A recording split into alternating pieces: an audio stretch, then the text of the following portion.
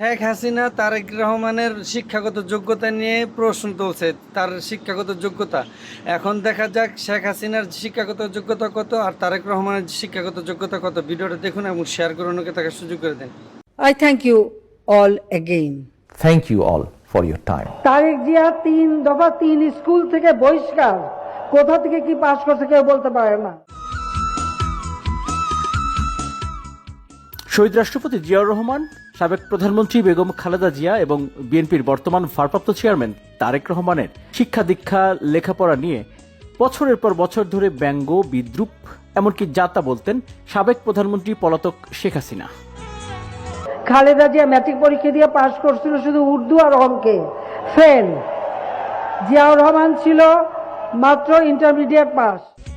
শেখ হাসিনা যখন এই বক্তব্য দিচ্ছিলেন তখন তিনি প্রধানমন্ত্রী ছিলেন। তারা নাকি গণতন্ত্র উদ্ধারের জন্য আন্দোলন করবে। আরে গণতন্ত্র বানান করতে পারে?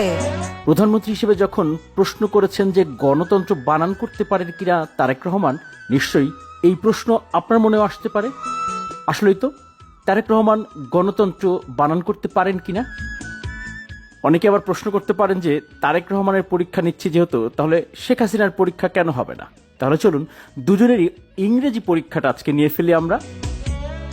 পুরো ভিডিও দেখার পর নম্বর দিবেন, 10-এর মধ্যে কাকে কত দিবেন।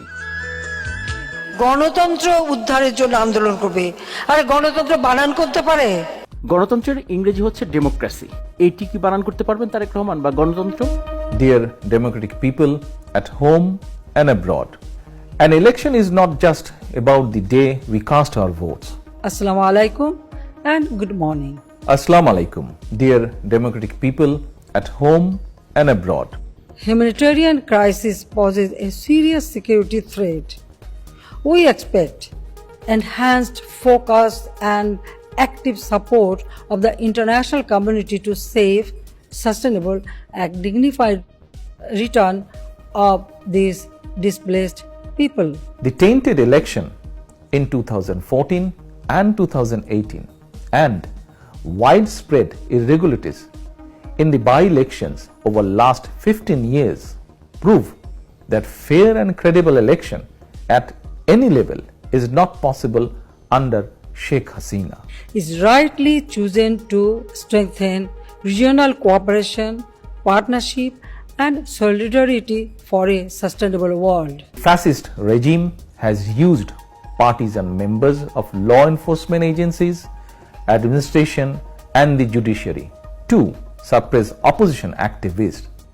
The event marks the culmination of the commemoration of the 75th anniversary of SCAP. Awami League, in collaboration with partisan section of the police, orchestrated pre-planned anarchy on that day.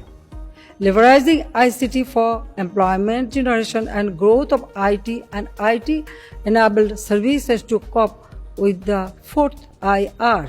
Paving the way for a real election, the election that will truly reflect the will of 120 million voters.